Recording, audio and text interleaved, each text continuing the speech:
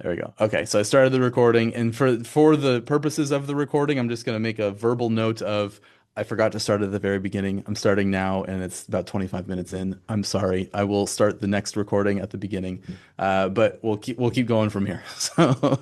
Um, okay, so perfect. So we've reviewed kind of like starting meeting with the client and kind of that follow-up piece, and we've talked a little bit about what do you do if you don't know and that kind of stuff. So then working with kind of low income students and kind of thinking about, how you approach that. From my background, I am in the financial planning world and I'm like a numbers, like finance guy, right? So I am just always thinking about math. And the not that I'm like purposely ignoring humans, but the human side of it doesn't show up in the math side as often, but it really should, right? So we are working with people, and so there's always this kind of like I think in my brain, I think about that show Shark Tank and Kevin O'Leary, and he's like always about the money. He's like, I don't care about the people at all. I just want to make money. That's all I care about. That's like the stereotypical finance person, and that's not what this is. That's not what the financial wellness clinic is about. But it is what a lot of people think about finance, and so when you're working with people, you got to kind of consider the human element behind it too, and what's going on. And so, a lot of times, there's financial struggles, and somebody, isn't able to afford housing or food, and those are really serious things. And so, I guess that's just my intro into working with people who are struggling in this kind of stuff, right? It's not always easy to just say, well, why don't you just pay more on your credit card? Then you just pay it off, and you don't have to worry about debt anymore. Well, that would be great if you could just do that, but that you can't. So I might actually go slightly out of order here, Adrian, but I'm going to go to question number 8, which is how do you prioritize between immediate needs and longer term financial improvements if you're talking to somebody? Sure. So, I think it's very important to prioritize like the basic needs. So I think that's first a biggest priority. Now you might have a lot of debt and that might be like a big concern for a student and they're like kind of drowning in that debt. But I think taking care of like immediate things that you need now, like food and housing, those are kind of like most important. So I would say, in terms of prioritizing that, I think it's like important to get those basic needs first. And a lot of times you got to think about it emotionally. And if you tell a student to give up everything they have now, like they don't want to, like you said, to spend all your money on that credit card and just pay it off now, it's just kind of think like how realistic is that? So you gotta also think like short-term goals and between long-term goals, and you kind of had to have that middle point ground where it's like it's kind of like you need to think about their well-being and their mental health, and that's I think that's also an important aspect about it. Absolutely. Yeah, that mental health piece for sure. I try not to shy away from, asking direct questions about, I mean, we're already talking about money, so it's already a sensitive topic no matter what. So you just have to just bask in the we're gonna ask, tough questions sometimes. But I directly ask, like, do you have a safe place to live, or do you have enough food, right? Like those kinds of things. And luckily, most of us are connected in some way to a basic needs program on our campus, and so it's relatively easy to make a referral like that to say, oh, well, we have a food pantry that you can utilize, or we have people on campus that can help you navigate housing. And so if those things come up, the usual way that those things come up, at least on our campus, is that someone comes to us not as a referral, and then I already don't have much of a background because they showed up for the first time, not from a referral. They just kind of walked in or something, and so I don't know anything about them. And so then I directly ask those questions because I gotta determine, okay, where are they in their kind of financial journey right now, right? So I just directly ask, well, how about food? Do you have CalFresh if you're eligible for it, or if you're not, do you have a way to pay for food? And do you have housing, right? Do you live somewhere that is consistent and safe for you? So I ask those questions directly in those same words, right? I say, do you have a safe place to live, or do you have a place to stay that's, safe or consistent? So I ask it that way. And then in terms of balancing those immediate needs versus longer term planning, the immediate needs are the basic needs, right? So it's once we have those kind of covered, then I go into, okay, so what does your income look like? What do your expenses look like? You can say, you can, sometimes they say don't use the word budget because it feels constraining. You can say spending plan or something fun. That's fine. I think that's a personality thing. You can do whichever one works for you. But if you say, I don't want to use the word budget, so let's talk about your spending plan, or let's talk about, how do we use all your money? So That's fine if you want to do that. And then come up with, okay, well, this is how much you pay for rent. This is how much, on average you think your food budget is a month. I usually keep it light at the beginning until I kind of get some ideas around what's happening, and then I'll start kind of narrowing in on it. So I don't ask them to pull up their bank account and like go through all their transaction history.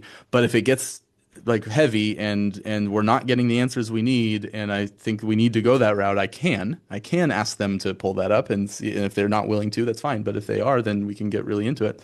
But I usually just start with, okay, what are the things that we know are pretty consistent? You have this rent, you have like maybe you have car insurance or something, and that's usually pretty consistent. You have whatever subscriptions are pretty consistent. You have, those things. And then the variable costs, you're like, it's probably around this. And if we get all those numbers laid out and it doesn't make sense, right? So sometimes someone will come in and they'll say, well, here's how much I pay on all these things. And I say, well, then you have an extra $800 a month. So there's something missing here, right? Like that happened, that has happened, like that much extra that we haven't been able to track. And say, okay, so there's something else going on here. And it's probably not that you're spending so much at like Starbucks every morning that it's eating up $800. It's possible, but unlikely. You would notice that. So it's something else. So either our estimates are off or something. So I have asked people to do just a spending log. So like weekly or daily or whatever, keep track of what you spent. Daily is usually easier. It's hard to remember a whole week's worth of spending. But keep track in like a journal or something and bring that back. Or we will log in to your bank account. And if they're cool with it, we do that. And we say, okay, well, what's your spending look like? And we kind of tally it up. Sometimes certain banks will have like a little pie chart that they can do for you, so you can see, how they categorize. I used to really like Mint, but that has gone away now. So Monarch Money is another option that you could use that can connect to your bank account. The problem with a lot of those is you have to pay for it now. So usually we're not trying to pay for those kinds of things, so we do it a little bit more manual. But how do I prioritize? I prioritize the most important things first. I want to keep you safe, alive, and comfort at least as comfortable as possible, and then we'll do the other things, right? We're gonna pay down those debts or build up the savings or whatever it is.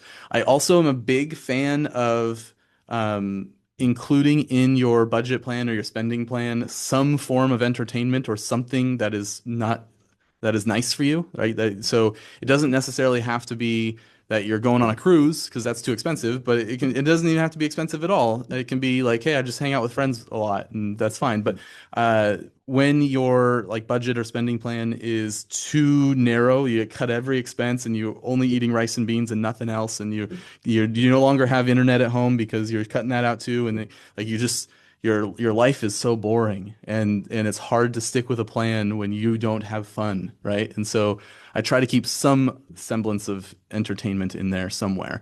Even if we got to cut it down a lot, we can at least have something fun, right? We don't want to go on, shopping sprees, but we do want to like have something entertaining. And it could just be, you know what? I go to the movies on Tuesdays. Tuesdays is the cheap matinee or whatever. That's it. I go to the movies on Tuesdays. Okay, fine. Then that can be your fun, and then we'll cut in the other areas. But yeah, that's how I kind of do those priorities. Perfect. And then another reminder for everybody, if you have questions or anything, feel free to post in the chat or raise your hand or ask them. Um, so Adrian, what if somebody has like very little margin? So this is number six. I'm going backwards a little bit, but if somebody has very little margin available, what are kind of the first things you look at in someone's budget? Yeah, so this is actually pretty common for students. This is Yeah. like common for myself because I'm a student and you're paying student rent. It's basically when you have a part-time job, your rent is basically the total amount. So a lot of students do struggle with that lack of income. The biggest thing we'll look at is typically when I have these situations, we're creating a budget together and I'm able to see their expenses. Typically, it's more like a verbal transaction. And I'll ask them to pull up their bank statements and they'll kind of tell me what they spent on this day, and I'll say if you're comfortable with that, and we move forward with that process. We don't get access to their bank statements or things like that, so it's kind of more of a verbal transaction. And then I'll focus more on campus resources, like you said. So we have the basic needs center. So I'll try to see where we can maybe cut a little bit of cost. Sometimes it's pretty hard. Sometimes the lack of income, that's just really hard to work with. Sometimes it's just like there's not much you can do. And it's just the way things go. And so I will say like those free resources like the Basic Needs Center, we have the ASI Food Pantry. If students are looking for a career or somewhere that can make more income, I'll say we have the Career Center here on campus. And then CalFresh was also a really good resources that you mentioned earlier. Yep. That's kind of the things that I'll go over. I'll try to mention like any ways to cut costs, but typically with students, a lot of students are in contracts like student housing where you can't really cut utility costs, you can't really do things. It's like you kind of have this set contract where you're in. So we kind of like to focus on those free resources. Yeah. Yeah. The free stuff, absolutely. And as you were listing those, you're exactly right. And one other one I thought of that I should have mentioned before is like Medi-Cal or health insurance is another one of those kind of basic needs that's really important. So, if somebody can't afford to have like a private placed health insurance, like a Blue Shield or a Kaiser or whatever, a lot of times you might qualify for Medi-Cal. And we have like a Medi-Cal resource person that comes to campus every so often. They're just on like a schedule. So I just go look up to see when that's available. And I refer people, that's on my checklist of, okay, we got housing covered, we got food covered, we have health insurance covered too, because those are things that can be pretty drastic. And then again, same ideas, start thinking about, well, the quickest solutions I can at least try to get some buffer in their spending is can we reduce some of the costs? So if they do live on campus, it does kind of put them in a kind of a line of, well, you're going to pay the housing costs because that's what they are. But if you live off campus, then you probably have like a utility provider. Where I am in Chico, it's PG&E, Pacific Gas and Electric. But at different places around the state, you could have Edison, or in San Diego, they have SDG&E, right? And there's just different companies in different places. But whoever your utility, like electric and gas providers are, they always, actually in California, they will always have a low income discount program. So for PG&E, it's called CARE, and it's like the consumer, I forget, something resource something, but the CARE plan for PG&E, or it's called CAP for Cal Water. That's the water company. So either of those, if you make below a certain level, or if you receive any of those other benefits, if you receive CalFresh or you receive Medi-Cal, or there's a whole list. There's a lot of different other ones. If you get any of those benefits, then you automatically qualify for the discount from the utility providers. So I usually will think about that too and say, oh, well, maybe we can cut 20% off your power bill, right? And that's not nothing these days, right? At least at my house, my power bill is annoyingly large. So like those kinds of things help quite a bit too. So I usually kind of think about like what can we modify slightly to at least give us a little bit of buffer. And then what's really nice about like budget planning for when you are paying down debt is that snowball method of okay, well, I'm able to pay a little bit more this time, and so the interest next time won't be as much, and then I can pay a little bit extra towards that, and eventually it starts taking off. It's just kind of a slow creep up until eventually it starts going. So as long as we can just get a little bit of a foothold, then that's where we can start, and then it may not be immediate, but it'll eventually we'll get to a good place. So that's usually what I try to do is get them early on with some sort of discount first, and then use that savings to go towards the goals. Um, cool. My next kind of section here is on cash flows and structure and trade-offs and stuff. So, when you talk about budgeting with your clients, so my first question was, do you? But we already both said that we do. We talked about budgeting. And so how do you start approaching kind of the budget topic, and how do you breach that? So I had said earlier that and sometimes we might log into their bank account and we might actually see what their spending is. And I didn't mean to imply that I am getting their login information and logging into their bank. I am sitting next to them while they log into their bank account, and they said that that's okay, right? I don't force anybody to do anything. But if they say, yeah, that's fine, let's go look at it, and they pull up their phone and go through the app, or we do have a clinic laptop, so that and a couple iPads and stuff, so we can like clear all the cookies and cache and everything, and someone can log in if they want, and we can just kind of delete all that information out of there. So we can log into stuff and kind of see what's going on if they're okay with it. But when you start talking about budgeting, kind of how do you start approaching the budget topic? Sure. So our culture is a little bit different here at Sacramento State. A lot of our students are Zoom calls. It's actually quite rare that we have an in-person interview appointments. I Okay. think that's just how it is. I'm not sure. Do you guys offer Zoom calls as well?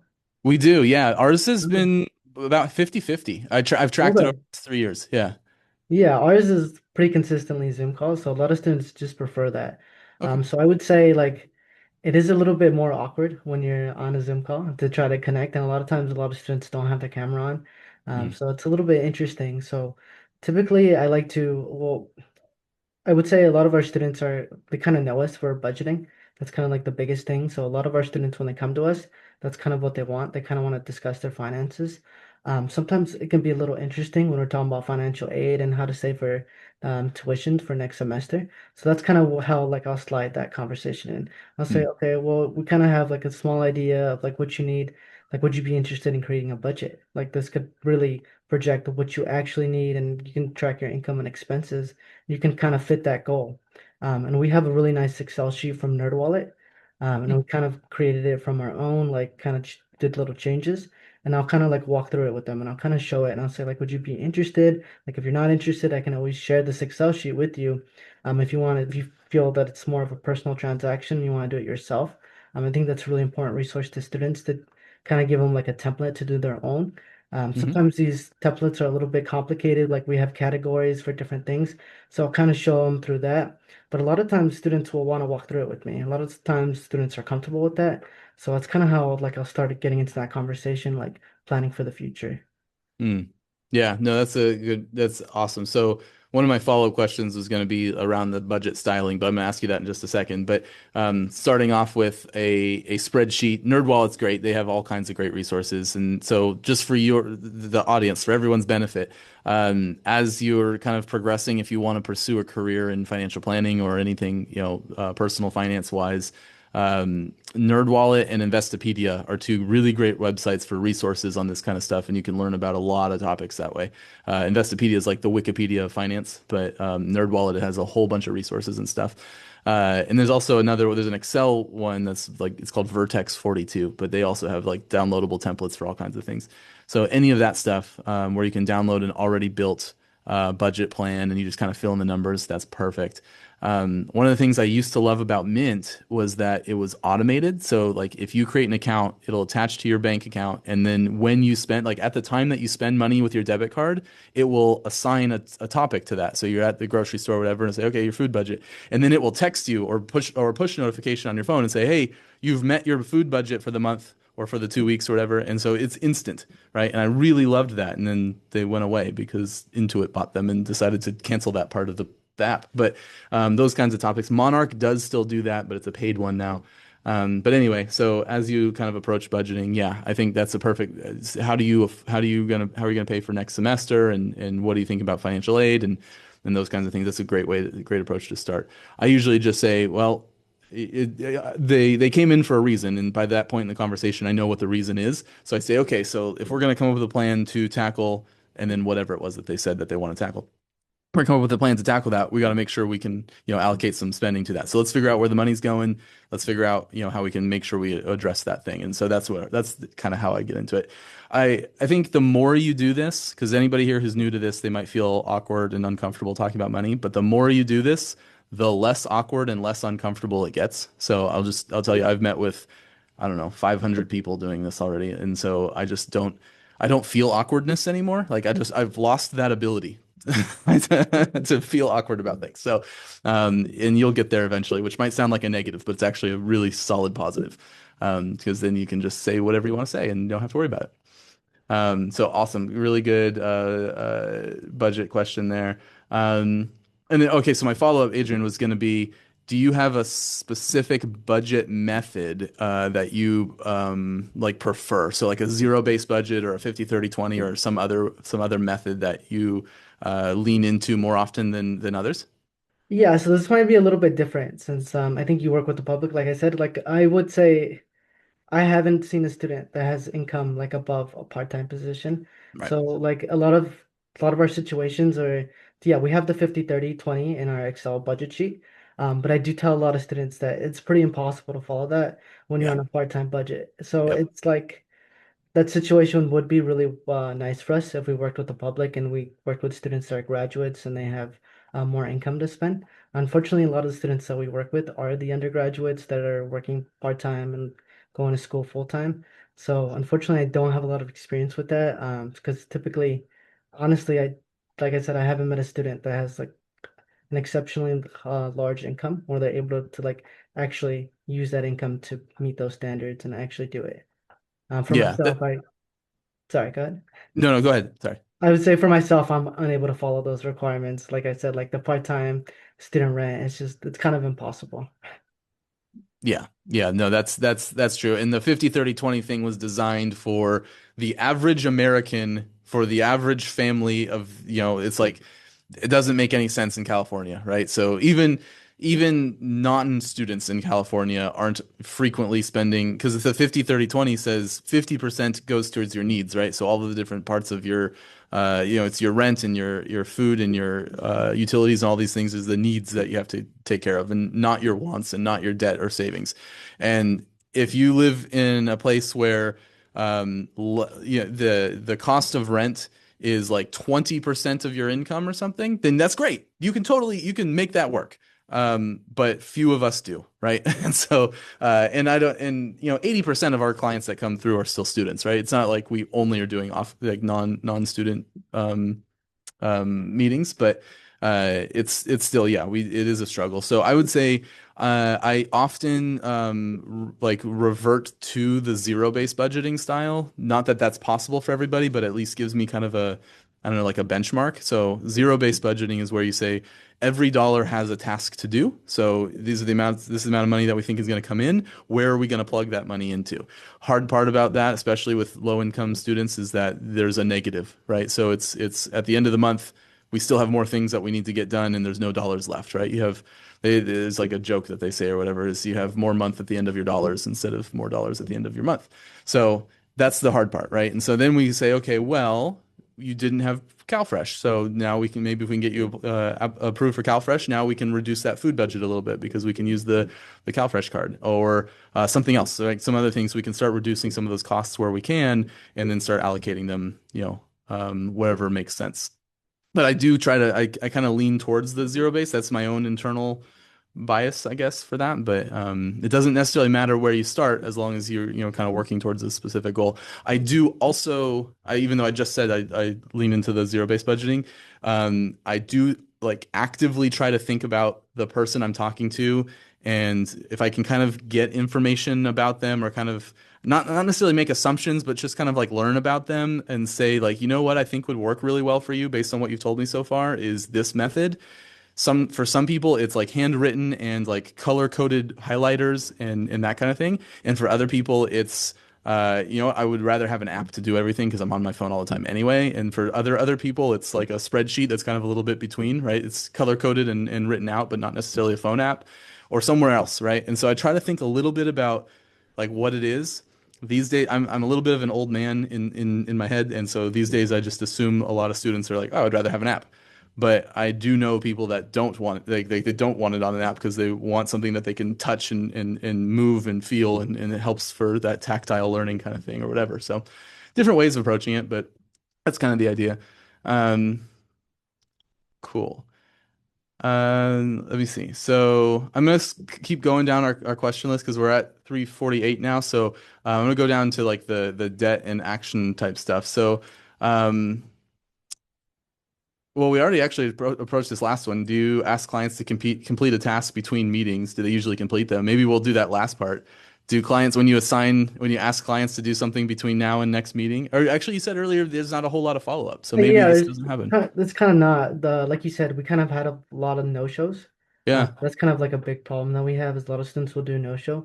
I mean, Mm. quite understandable. They're working and they have like classes and exams and things like that. But sorry, what was the question? Oh, it was when you assign tasks between meetings, if you say do this before our next meeting. A lot of students don't Yeah. typically. So yeah, when I tell students like, oh, like if you apply for this or apply for that, like where are we in that progress? A lot of Right. students typically don't follow those steps, but it's kind of depends. I Yeah. would say like in budgeting, when a student comes and they're doing their budget, and then like I say, like you can continue to update it. Sometimes a lot of students do. Okay. Okay, that's good. I'm gonna ask you a question on the fly if you're cool with it. Yeah. When someone is a no-show, do you do anything about that? Yeah, so typically we allow a 15-minute timer, and then I'll go ahead and give them a phone call. So a lot of students typically forget, or a lot of students will sleep in. Yep. So I'll double check to give them a phone call, and then I'll send them a no-show email. So it's kind of a template that we have, and we'll say if they want to reschedule for the future. We don't take it personally here at Financial Wellness. We kind of definitely want to help the student. So anytime I can reach them is a good thing. That's perfect. We do the exact same thing. Even it's to the 15 minutes, and then we send an email. We don't call, but we send an email. But I might work in calling now. So I'm gonna see if I don't know what it's going to cost to get a phone installed in our office, but I'm going to Yeah, see if we can do that. yeah. Yeah, that's great. We do, yeah, 15 minutes and then we do a follow up. And then that does help quite a bit actually in that we do that follow up email and say, hey, let's reschedule. And then sometimes they'll say, oh, sorry, I thought it was next week or whatever. And then we end up getting a few that way. But sometimes, in this I'm going to call it this business, but it's not a business. But in this business, working with clients who may not be internally motivated to do this, right? It's some external thing that's saying, "Hey, you got to do this," and then they're like, "Ah." That's when you get no-shows, right? So at our campus, part of the process of basic needs is they come make a budget with us, and so if they're in that track, then that may be the motivation that they need, but for some people it's not, and so there are a lot of no-shows, and they'll just have to get used to that. Um, cool. Let me see if there's what would you, maybe we'll just have like a closing question for you is what do you think is the important, this is also not on my list, so sorry, but Yeah. what do you think is like, what advice or recommendation would you give to everybody on the call who's maybe starting doing this role now is what do you think is the most important thing that they should think about? Yeah, sure. So on the fly answer, I would Yeah. say a lot of times you're gonna have all these procedures of what to do and what not to do. I think it's really important that you actually listen to what the student is saying. Sometimes a lot of students just want someone to talk to. Sometimes it's just like you really want to focus on their goals. Now you may be thinking of like what are the next steps, but I would say like to actually listen to what the student wants. I think that's really important. Like you're you're probably thinking like future and long term, like how do I help the student?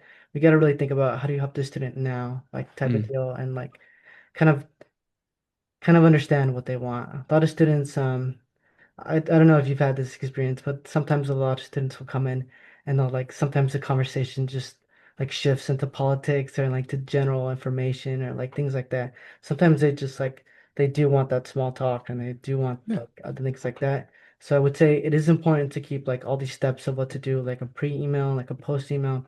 But I also think it's important to like listen to them as a person. So I would say that's my biggest like tip, I suppose. That's great. I apologize for asking you an on the fly question, but No, no you worries. you Yeah. answered that perfectly, and I don't think I could do it any different. One of the things that so I worked as a professional financial planner, working with wealthy people and stuff before, but even in that world, the role is a little bit of a therapist, right? And the financial planners that I talk to say that 70% of the job is like an unlicensed therapist. And so that's a big part of it. And especially in a world of people who are struggling, right? They're going to have all kinds of things that they just want an ear. They want somebody to be able to a little bit empathize with them and say, I hear you, and it's a struggle for me too, or even if it's not a struggle for you, but you can pretend it is for the purpose of the conversation and say, yeah, it's tough, and we're gonna work on it together, and I'm gonna try to help you out. So that's excellent. I think I would say the same thing is, think about the person behind the numbers. That's what I would way I would approach it, and there are a lot of processes. You're right about that too. Is I have a checklist. I got to do these things, but while I'm there, I'm going to talk to you as a person. That was good. Oh yeah, do you have pre-post surveys? Yes. So we do, so in our booking software, so the question for everybody is do you do pre or post surveys for sessions? So in our booking software that we use, we have it automated to send follow-ups and you can schedule them for specific times. So we have an hour after the meeting, we get a follow-up email sent to each client that says, help us out, fill out the survey, and it's, what did you come in for? And the questions are structured as what topic did you come in for? And then it's on Qualtrics, so it's broken into a way that, like, depending on their answer, it'll go to a different question. But basically, like, as a result of my meeting at the financial wellness clinic, I feel more likely to build a budget, or I feel like this helped me with these topics. So we kind of build it that way. The pre-survey is more, I wouldn't even call it a survey. It's basically a, why are you booking an appointment? But it's that kind of structure. So it's when you schedule the appointment, it's the questions that you answer to schedule that appointment. So that's that program. How we do that. But yeah, open questions for anybody. And what other things before we run out of time here would you like to know, or how can I kind of tell you what I've done? Hi, guys. I just wanted to ask a quick question. First Yeah. off, thanks, Jacob. Thanks, Adrian. I really appreciate you all sharing your insights. It really is important work. I work at Cal State Fullerton, so I'm a coordinator. So I support we call financial wellness peer mentors here. Um, Hmm. and yeah, honestly, for us, the biggest thing is we just can't get students to attend. Like we can't get students we do drop-ins. And we offer peer mentoring sessions twice a week. You can either do it Zoom or in person. And yeah, we do a lot of marketing. We've made videos, we do stories. We're gonna try A-frames now, but Hmm. I feel like we do a lot to try to really outreach, and we have conversations with students all the time about our program, and we really try to emphasize it like, hey, it's a really safe space, just a 30-minute conversation.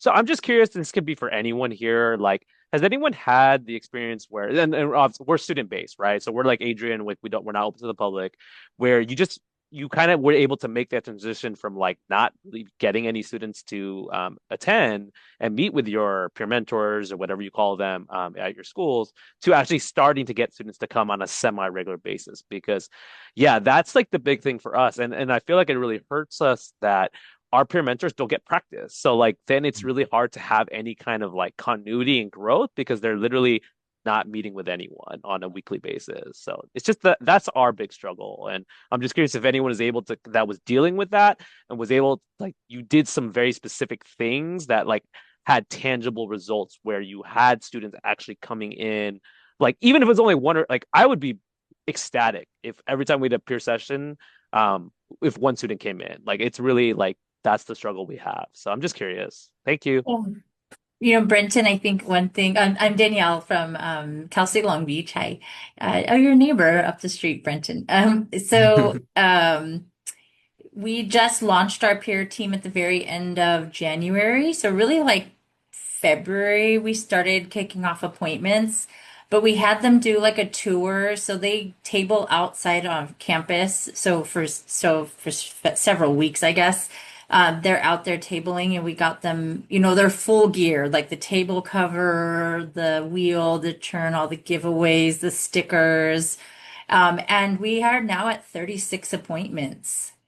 Nice. Yeah. We just launched, and so I think February and March we had quite a bit. And on top of that, I think we've had like 13 or 14 different workshops already that people booked us for. We don't do workshops facing the campus because nobody goes to those. But it did help. I think it does help that one, we tabled a lot so they see them out there. And then at the table is where they get their bookings. And then we pair it with Beach Bucks. So if they complete their session and do a pre and post survey, they get $25 Beach Bucks on their student ID.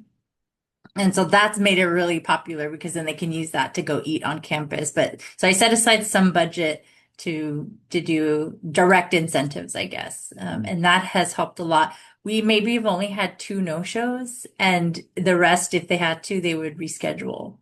So That's it's awesome. been, yeah, that might have worked. I think it's the tabling plus the incentive. Yeah, that's great. That's super good recommendations. I'd say for us, in our very first year, we had 50 people total. And so Danielle, what you're doing now, if you extrapolate that out for a full year, you're beating us for that. So you don't stress about when you first launch something. It's not gonna immediately be everybody's thing, right? It just takes a little while. But as you start building kind of knowledge on campus that this exists, you'll start getting a little bit of that just kind of baseline traction.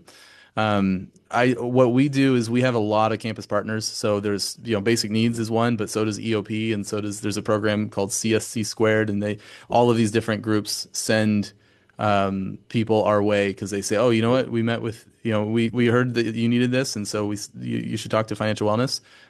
So that's another way in addition to the tabling and the incentive stuff and all of that.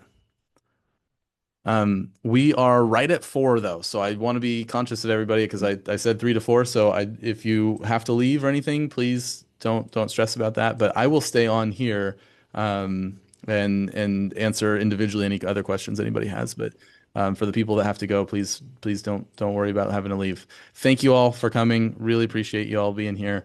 There will be one more of these on Friday. If you can make it, please come. If not, don't stress about it. But thank you all for all the hard work you're doing. Thanks. Thank you. Okay, thank you, Jacob. I think I'm gonna head out Yeah. now. Okay, thanks. Appreciate it.